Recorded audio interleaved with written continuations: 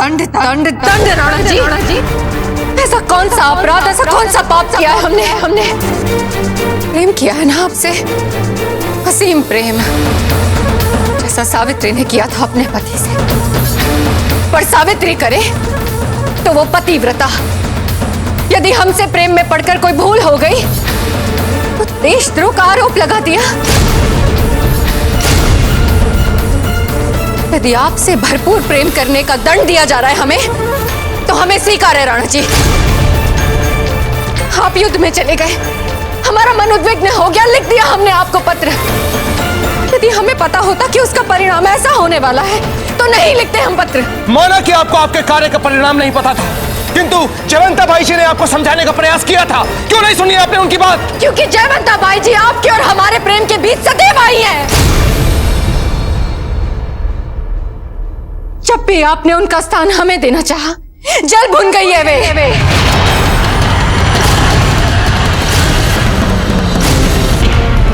ये सच है राणा जी कि हमने सदा ये प्रयास किया कि आपके साथ हमें उनके जितना, उनके जैसा स्थान मिले।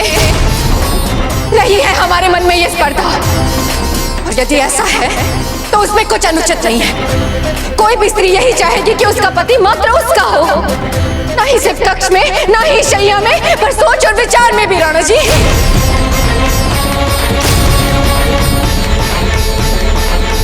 हर स्त्री ये चाहती है कि उसका पति उसकी सोच को, उसके सुझाव को सम्मान दे। दुर्भाग्य ये है कि आपने सदा जयवंता बाई जी की बातों को, उनके सुझाव को सम्मान दिया। हम तो बस ये सिद्ध करना चाहते थे कि हम सच है, वे गलत।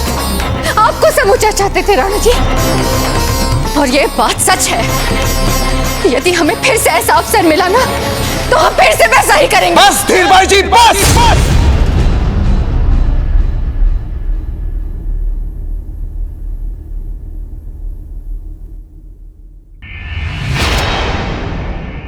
कुंवर प्रताप,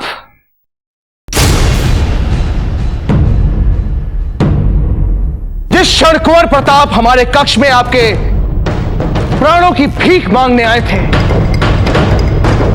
हम दुविधा में पड़ गए। जानती हैं क्यों? क्योंकि जब कोई ऐसा व्यक्ति आपसे कुछ मांगता है जो आपके प्रिय हो, जो समस्त राज्य के प्रिय हो, जो प्रजा के प्रिय हो, उसको मना करना बहुत कठिन हो जाता है। किंतु आपने अभी जो विश्वमन किया है, जैसी बातें कही है, आपने हमारी सारी कठिनाइयों को दूर कर दिया है धीर बाई जी। इसलिए अब हम आपको सुनिए कुंवर प्रताप, मृत्यु दंड नहीं, हम आपको मृत्यु दंड से भी बड़ा दंड देंगे।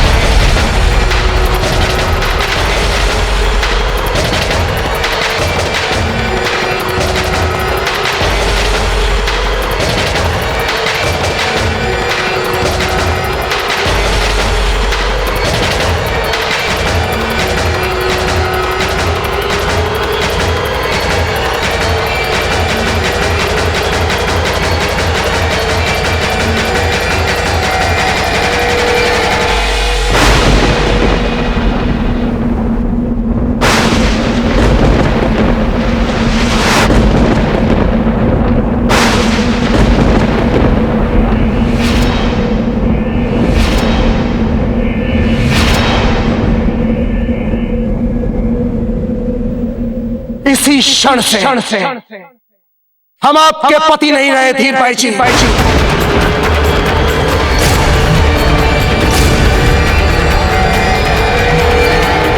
सुनिए धीर बाई जी, आज से आप इस महल में एक विधवा का जीवन व्यतीत करेंगे।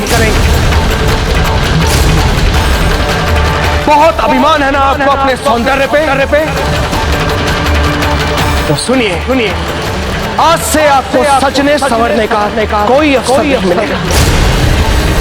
क्योंकि आज के बाद आप हमें कभी अपना चेहरा नहीं दिखाएंगे।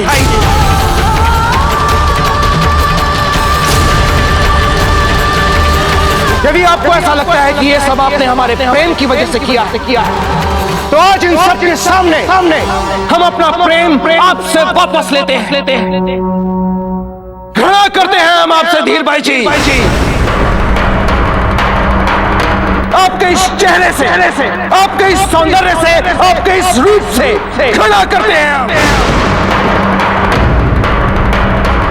कुंवर प्रताप, आपकी छोटी मां जीवित रहेंगी और जब तक जीवित रहेंगी तब तक हर क्षण उन्हें याद रखना कि उनका जीवन आपके प्रयासों की भीख है। सुन रही हैं धीर भाई जी, आज से आपका जीवन कुंवर प्रताप के प्रयासों से मिली एक भीख है।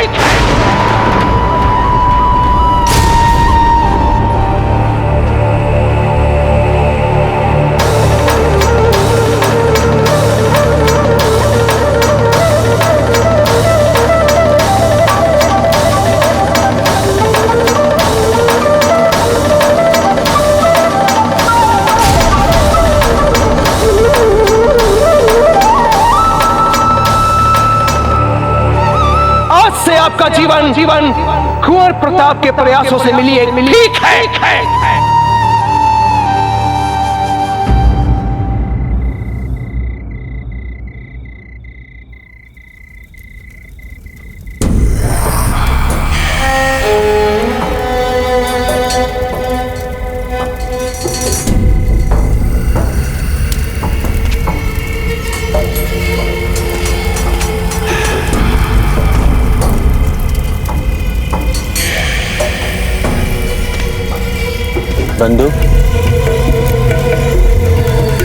बंदूक कौन हो भाई? जी हम राह भटके हुए यात्री हैं। यदि आपकी अनुमति हो तो हम यहाँ सोना चाहते हैं। कृपया सोने की व्यवस्था कर दीजिए। रात्रि में शरण सराय में मिलती है, हलवाई की दुकान में नहीं। जाओ यहाँ से। कहाँ से आ जाते हैं। चलो जाओ। हमने तो सुना था कि राजपुताने में हर निसहाय की सहायता की जाती है। गलत सुना था कदाचित। सुनो, वहां एक खटिया है, उस पर एक व्यक्ति सोया हुआ है। तुम्हारी तरह भटकता हुआ आया था। जाओ उसके पास जाकर स्थान बना लो। जाओ। हाँ।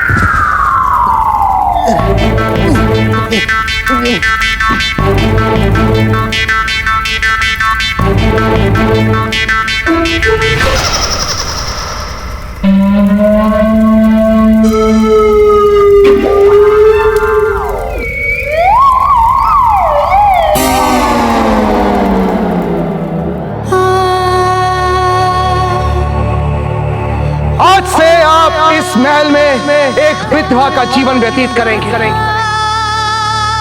घृणा करते हैं हम आपसे धीर भाई जी। आपके इस चेहरे से, आपके इस सौंदर्य से, आपके इस रूप से घृणा करते हैं हम। आज के बाद आप हमें अपना कभी चेहरा नहीं दिखाएंगे।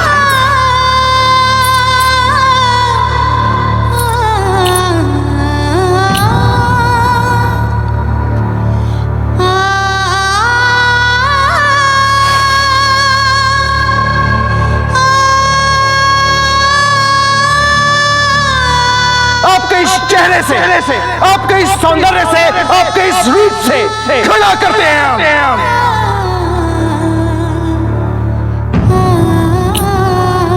आज से आप इस महल में एक विधवा का जीवन व्यतीत करेंगे।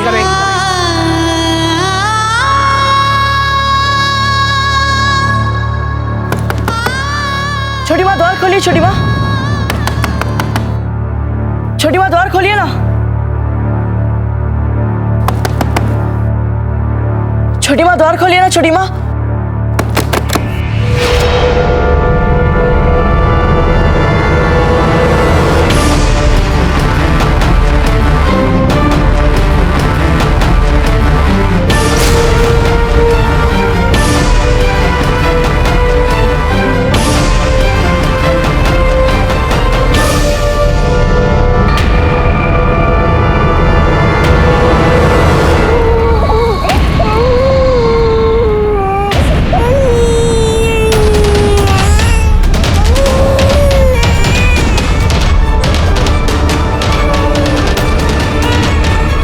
आज से कुंवर जगमाल आपका उत्तरदायित्व है। इनका ध्यान रखना, हमारी कमी का आभास मत होने दें। परंतु छोटी माँ, हमारी बात तो सुनिए। छोटी माँ, हमारी बात सुनिए। छोटी माँ, सुनिए तो छोटी माँ।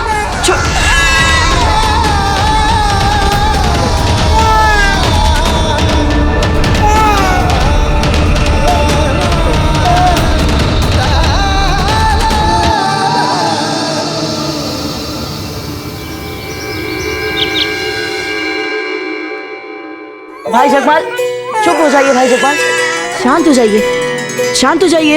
ये देखिए हमारे पास क्या है। शांत हो जाइए भाई जगमाल। भाई जगमाल, चुप हो जाइए भाई जगमाल।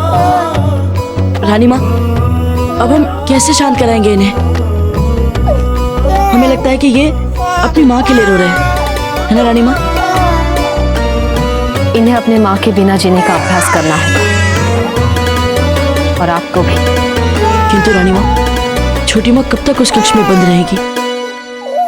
ये तो हम नहीं जानते, पर हाँ, इतना हम अवश्य जानते हैं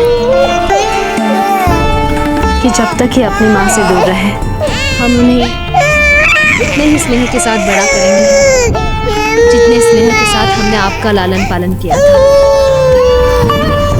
इसका अर्थ ये हुआ रानी माँ कि आपको छोटी माँ की बातों का बुरा नहीं लगा।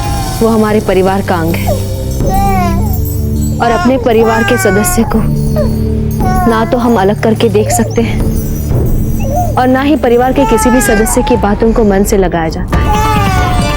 वो अच्छे हो बुरे हो जैसे भी हो, अपने ही रहते हैं। रानी माँ, हम भी अपने भाई जगमाल का पूरा ध्यान रखेंगे, और जब जब आपको हमारी आवश्यकता होगी इस कार्य में हम आपकी पूरी सहायता करेंगे। आप जगमाल की चिंता ना करें, इनका लालन पालन भी अच्छे से होगा, और बड़े होकर ये भी परिवार के भले कुंवर बन जाएंगे। आप अपना ध्यान मेवाड़ के भविष्य पे लगाएं। मुगलों को साधारण शत्रु समझने की भूल नहीं की जा सकती। जैसी पराजय आपने बैराम खान को दी है, दिल्ली के बादशाह इसे चुपचाप नहीं स्वीकार कर लेंगे, इसका अवश्य उत्तर देंगे भी।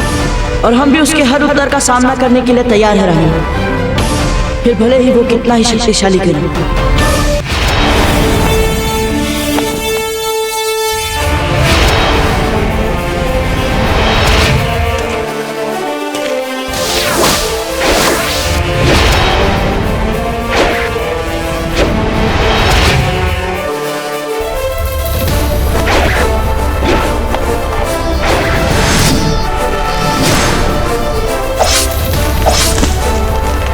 अफसोस की बात तो यह है जलाल कि हमारी तोपें भी उस प्रताप का कुछ नहीं बिगाड़ सके।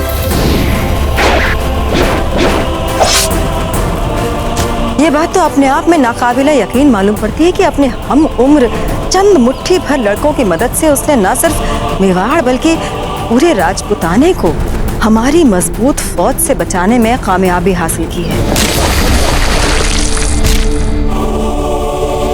और खान बाबा उन्होंने क्या किया?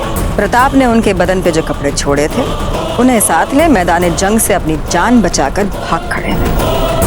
प्रताप के सामने अपनी पगड़ी तक नहीं बचा पाए बैराम खां।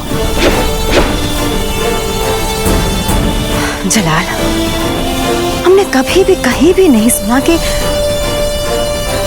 कोई भी मुगलिया फौज इतनी बड़ी शिकस्त के साथ मैदान जंग से वापस लौटी हो।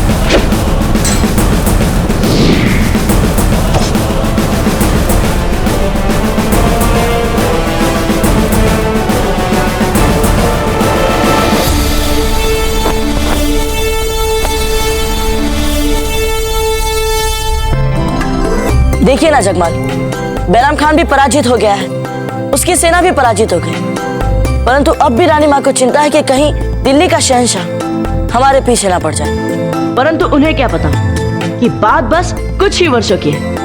उसके बाद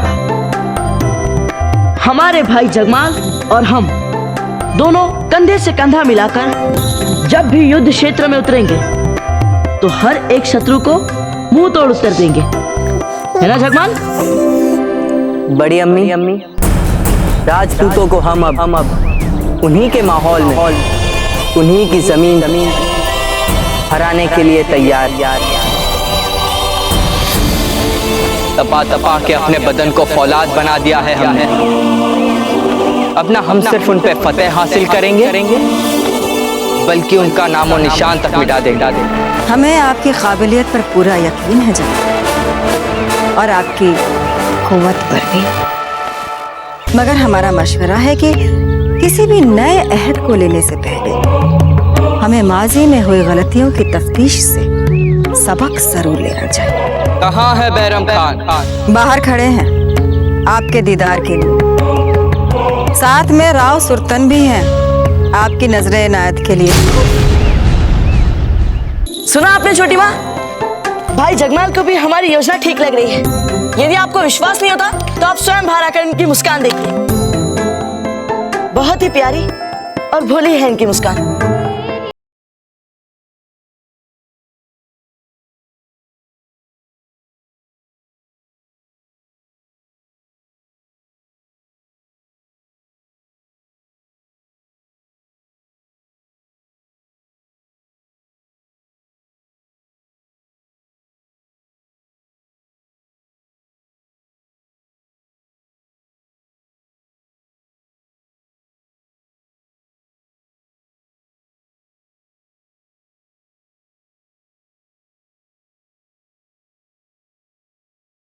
न्याय के लिए, सत्य के लिए युद्ध है।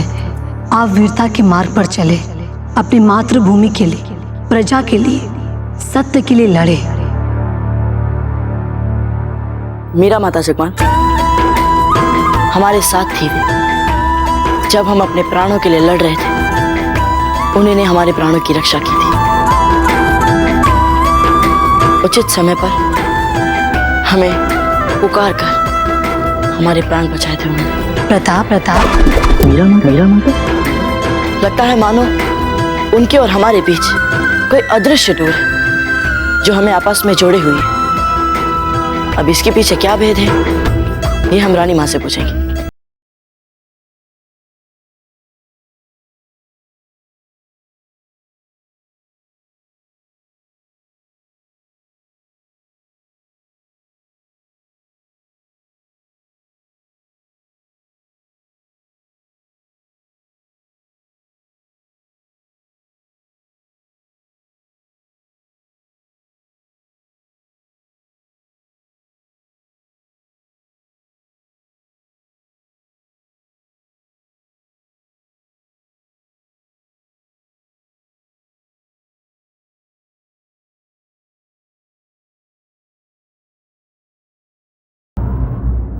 डूंगरपुर, छपलिया, मेवाड़,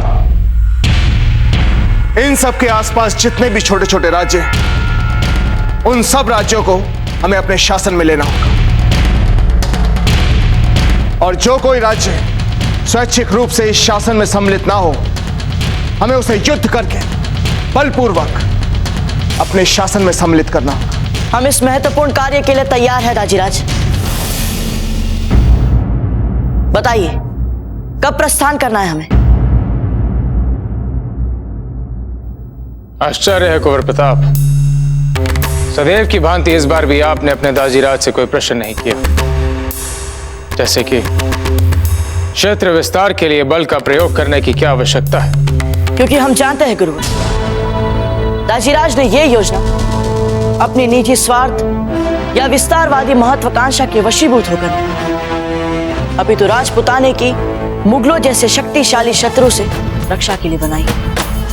जिस प्रकार बैरम खान ने बूंदी में घुसकर हमारे मेवाड़ पर अपनी आग गड़ाई थी, उसी अनुभव से दाजीराज मेवाड़ के चारों ओर कोई भी सुरक्षा छिद्र छोड़ना नहीं चाह रहे। गुरुवर, हमें लगता है कि हमें इस महत्वपूर्ण योजना को शीघ्र अतिशीघ्र पूरा करना चाहिए। राणा जी, युद्ध के किसी भी क्षेत्र में हमें कुंवर प्रताप का ना ही नेतृत्व करने की और ना ही इनका मार्गदर्शन करने की कोई आवश्यकता है। पिछला युद्ध इनके लिए हमसे भी श्रेष्ठ गुरु सिद्ध हुआ है। नहीं आचार्य जी, आपका स्थान कोई नहीं ले सकता। गुरु तो सदैव गुरु ही रहते हैं। तो कुंवर प्रताप फिर यह तय रहा कि इस अभियान में मेवाड़ की सेना का नेतृत्व आप करें। कूच की तैयारियां की जाए। जय मेवाड़! जय मेवाड़! जय मेवाड़!